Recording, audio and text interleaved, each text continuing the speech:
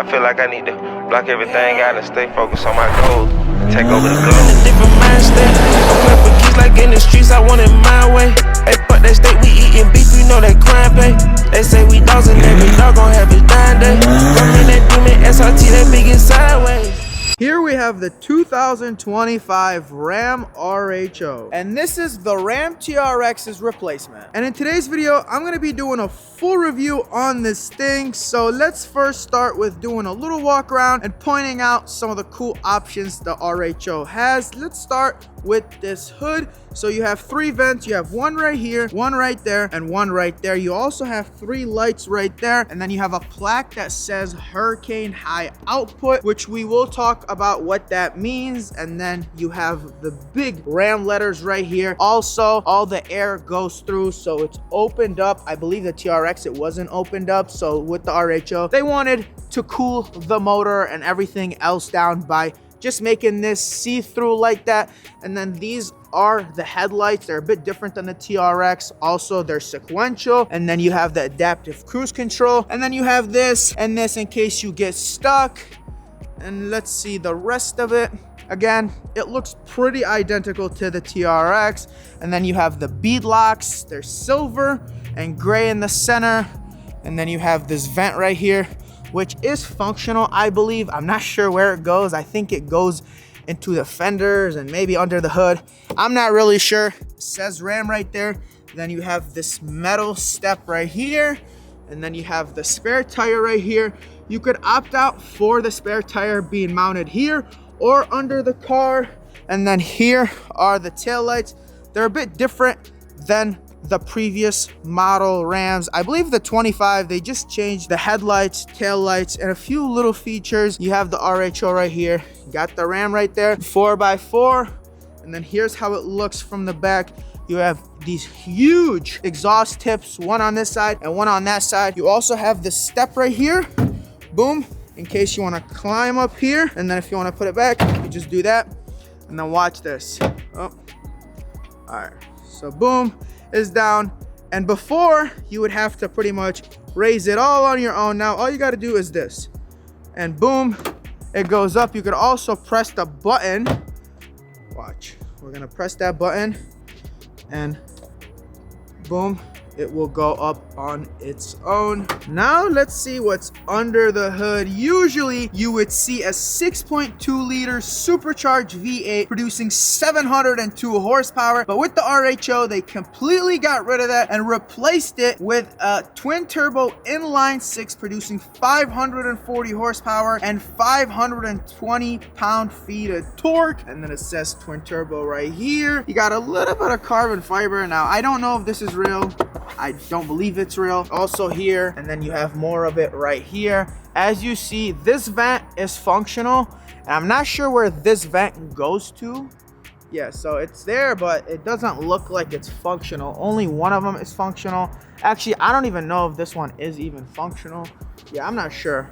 Maybe it is, maybe it's not, I don't know, but the center one is definitely functional. It goes through there and cools the motor. Then you have the intake right here. Although the RHO makes less power than the TRX, with a simple tune, you could squeeze at least 100 more horsepower out of this thing. And that's because it has those twin turbos and it's a lot easier to make more power with them than the supercharger. With the supercharger, you got to swap out the pulleys. You got to do a lot more to get more power out of it. So just because this thing has 540 horsepower doesn't mean that's all it can make. Like I said, with a simple tune, you can probably make another 100 to even 150 horsepower with just a tune. Now let's check the interior out.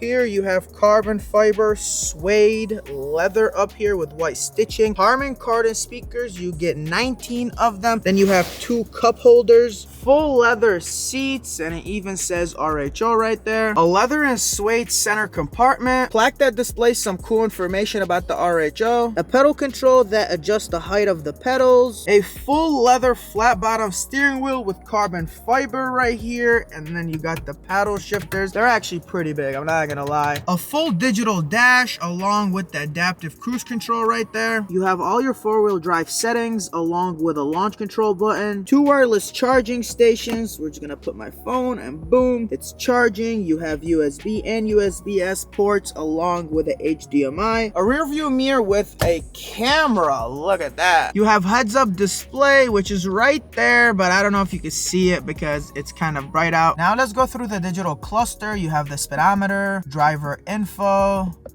You can see all that. Then you have the performance. You could do 0 to 60, quarter mile time, 1/8 mile times. You could do all that right here. Then you have your trip info. This thing is literally averaging 9.7 miles per gallon. That is horrible. And then you have your navigation right here. Look how cool that is. The whole screen turns into the navigation, which is pretty cool. And then you have your off-road settings, trailer tow, audio, messages, settings, and that's about it. On the passenger side, you have the screen right here. We're gonna turn it on and you pretty much have your audio, video, HDMI. I've heard people been able to play Netflix on here. You have your controls. The only thing I will complain about the screen is that it's not as responsive as this. It literally seems like a screen from China. Like, it is not as responsive. Like, look how responsive this is. Everything is super responsive here.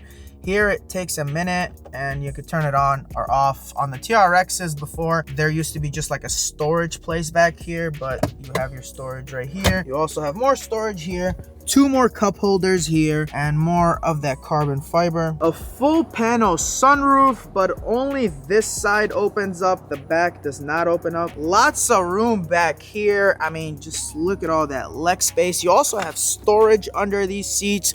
Just lift them up and you could store whatever you want. And I do believe there's a cooler here, which it's used for storage right now, but you could fill it up with ice and your favorite drinks.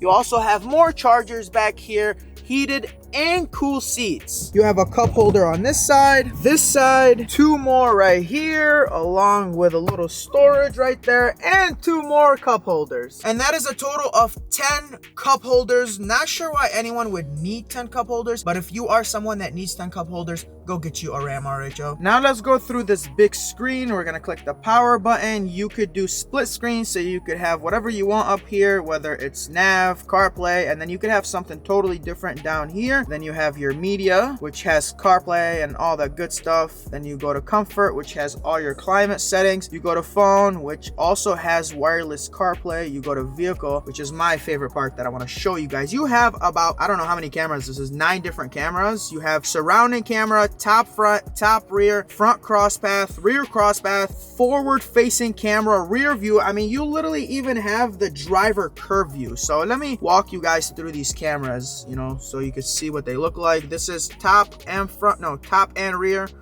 and then more rear, more front, more front. This is for your trailer, and then you could also add 2 more cameras. Not sure why you would need that many cameras, but let's go here. You also have the driver curb. Look how cool that is, which literally shows this right here. Look at that, and it's live. Look, as I'm opening my door, look, the camera is going with the door, so that's pretty cool. And then let's go back here. You have the passenger as well, so it shows that side. I mean, you literally have a camera everywhere from every possible side. The driver curb, well, I already showed you guys this. Let's go back, go to vehicle, and then you literally have rear cross path. I mean, you have a lot of cameras, so that's super convenient. You should never ever have trouble parking this thing because you have a camera from every possible angle. Then you have apps, which you can download apps, and it has all type of apps here.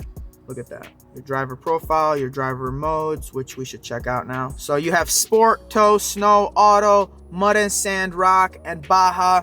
And you could pretty much play with all type of settings. You could play with the trans settings, the paddles, stability. Suspension has 4 different settings. Steering has 3 different settings. So that's all cool. And then you have more right here. This is just for your climate.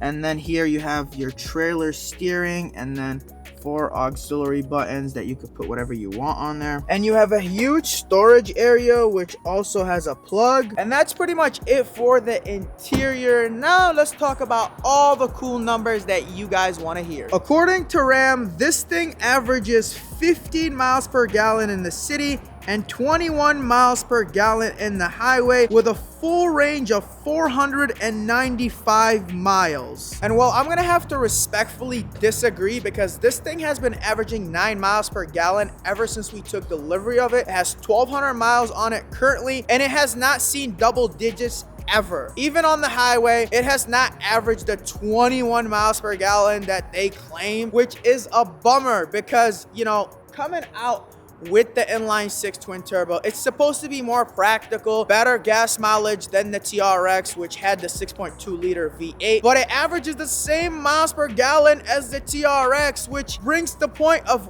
what's the point of even putting that inline 6 when it is literally averaging the same as a TRX. I'm sure there's a lot of reasons they wanted to go with this, probably for emissions and all that other boring stuff, but like, it's just, I don't know. You have less power and still averaging 9 miles per gallon. I really wish this thing did average 15 miles in the city and 21 in the highway. It would have made it a lot more practical, and I would have understood why they got rid of the V8 for the inline 6. As far as the towing capacity, the RHO tows 8,400 pounds, which is a 300-pound increase from the TRX, which towed 8,100 pounds. The RHO is also 150 pounds lighter than the TRX, which puts it at 6,200 pounds. The biggest difference between the RHO and the TRX is the MSRP. This starts at $70,000, where the Ram TRX starts at over $90,000. So you're gonna pay about $20,000 more just to have that supercharged V8.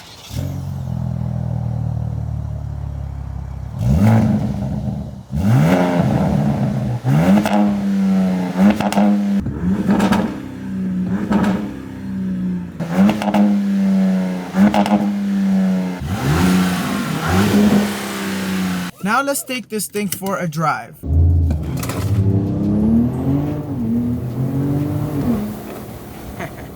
So 0 to 60 happens in 4.5 seconds, where in the TRX it was 3.7 seconds, and the quarter mile happens in 13.1 at 105 miles per hour.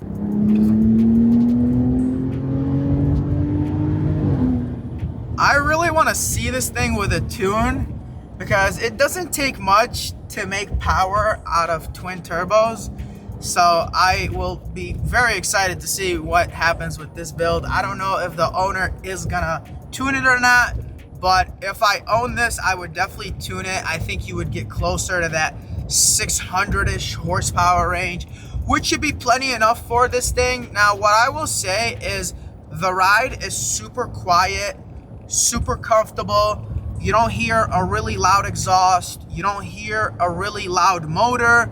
So it is a little more practical than the TRX because you could daily this thing. I mean, I don't know if you would daily it averaging 9 miles per gallon, but if you're printing money and you don't care about wasting as much gas as normal people, then, you know, even though, again, this is not a normal people truck. This is a $90,000 truck the way it's spec'd out right now. So it does start at $70,000, but with all the specs it has, it's at $90,000. If you care about miles per gallon, then this truck is probably not for you. The only reason I'm bringing it up so much is because I'm kind of shocked and disappointed that even though they took the V8 out and put the inline 6, it still averages 9 miles per gallon. It probably has a lot to do with its weight. At 6,200 pounds, I mean, this thing is huge. Pause. So it's like, it's just not practical to daily. If this thing did average like 15 to 20 miles per gallon, then it would be probably more practical to daily. Now let's use the adaptive cruise control by simply clicking this and then set, and boom, you don't have to touch anything. It's gonna drive all on its own. See, I have one hand right here and the other one holding the camera.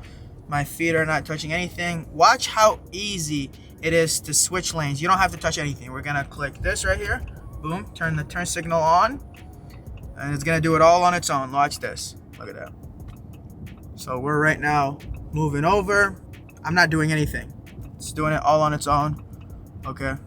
It literally almost hit the curb. Almost hit the curb. I think I'm supposed to stop the turn signal once we get in the lane. I don't know. That almost hit the curb. Let's try it again. Let's try it again. So we're gonna click set again, and then turn the turn signal on. We do have a car coming up. All right. So look, it's just going that way. I don't understand what's going on. I don't understand. I don't understand why it's going that way. Let's try it again. This is embarrassing. Okay, we're gonna activate it. Click this. Okay, so now it's driving on its own. Okay, now we're gonna click this. Let's see if it's gonna change lanes by itself. I think it's because there's cars. Yeah, I don't know. It's steering almost into the curb, like it's about to hit the curb. I don't know if I'm doing something wrong. I'm really not sure what I'm doing wrong. I'm activating it and then I'm setting it at a certain speed, and then when it goes over to switch lanes, it just keeps going. All right, let's try this again. So we just turned it off, so we're gonna turn it on and then click set. I guess we're supposed to keep our hands on the steering wheel for a little bit until it tells us not to. You see right there, it says keep them on. Okay, so I don't know. I have them on. I don't know when I'm supposed to take them off. Let's try to change lanes. I think I take them off now. Let's see if it'll do it on its own. It's not doing it. I don't know what's going on. Yeah, so something's up with it. It's not working. I've seen it work before. I just don't know why I can't get it to work. And that's all the time we have with the RHO. Let me know what you guys think of this truck. Do you think it's a good replacement for the TRX? Do you hate it? Do you like it? Let me know all your thoughts in the comments below.